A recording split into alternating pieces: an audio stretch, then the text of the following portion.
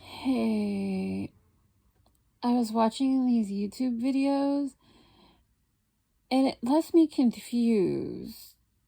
It was strange because it was about men going abroad to find a wife and stuff. I thought that was weird, but people were getting mad that they got passports and they're like in their late 20s and 30s. And I was confused because I remember when I was a kid, I was like 14, and this is just like when they start requiring, like, I don't know. I don't remember how old I was, but I remember when I was like 14, and like, I remember I was made fun of because I didn't have a passport and all this stuff when I was like 14. And I'm just thinking, like, these are grown ass men and they didn't get a passport until they were like in their late 20s or 30s. That seemed weird to me. But then again, where I live, a lot of people go abroad. They go Europe, Canada, Mexico, South America, Central America, Caribbean, all kinds of places where you need a passport.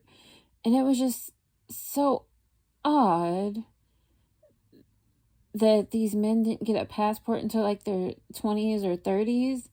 And it was like I was shamed at like 14 for not having a passport. It's like I don't really see what's wrong with having a passport. I have a passport and I use it. I go on vacation, I meet people. I've even said I've dated people.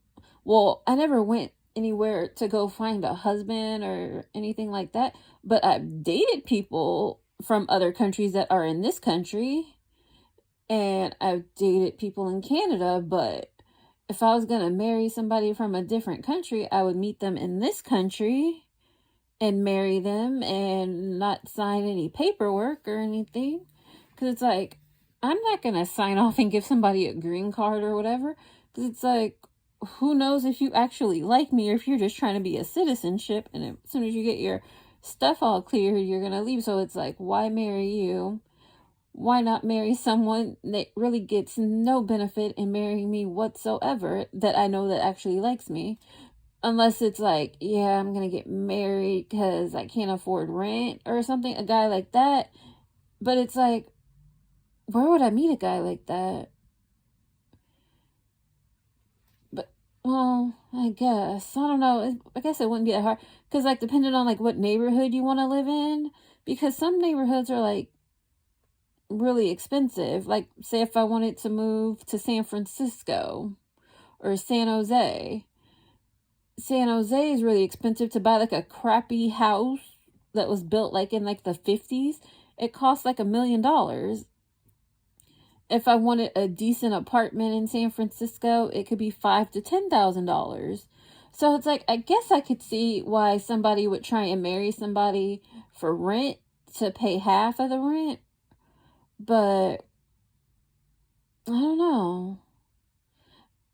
I just wouldn't marry somebody and give them citizenship. It's like, if I'm going to marry somebody, they're going to be in this country and they're going to be a citizen.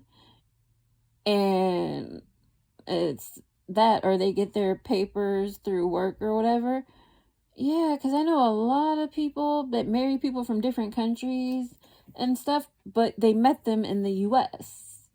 It's like, I date men from all different countries and stuff, different places all around the world. I've even listed on my page from looking at like who watches my channel and what countries of men, if I've dated men in those countries or whatever. But I could never imagine going to like Colombia, Brazil or something to go find a husband. It's like, I dated a guy from Colombia. He was from Colombia, but he lived in the U.S. I've dated guys from Brazil, but they lived in the U.S.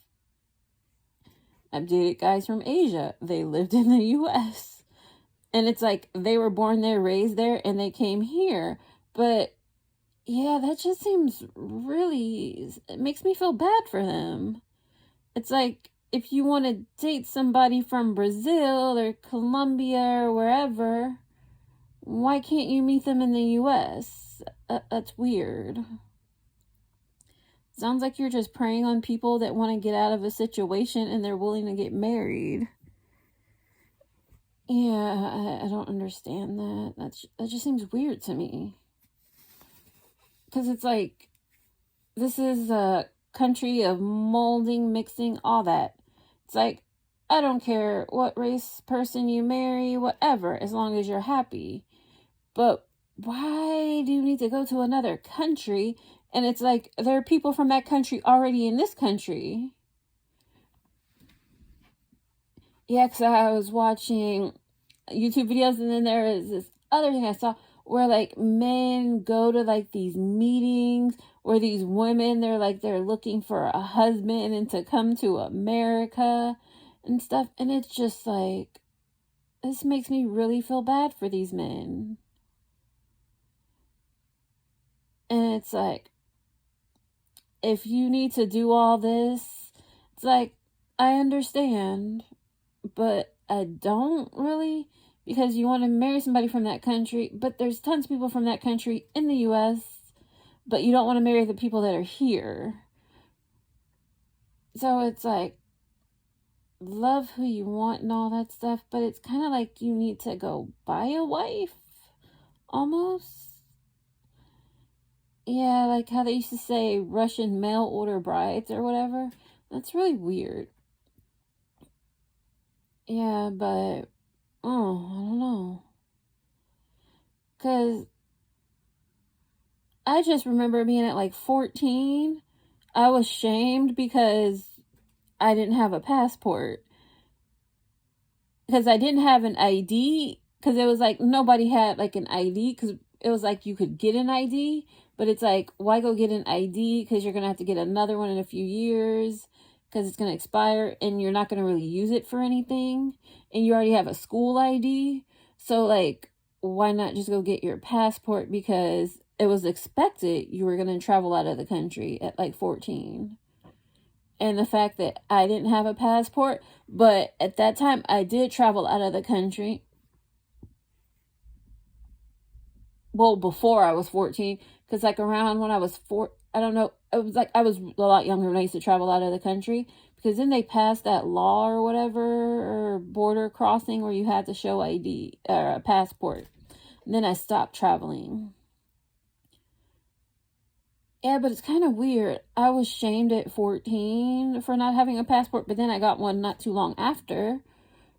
But I wouldn't necessarily shame the men for not having a passport, because I saw something that I'm still learning about on YouTube about like these men that can't get dates and then they turn angry and violent.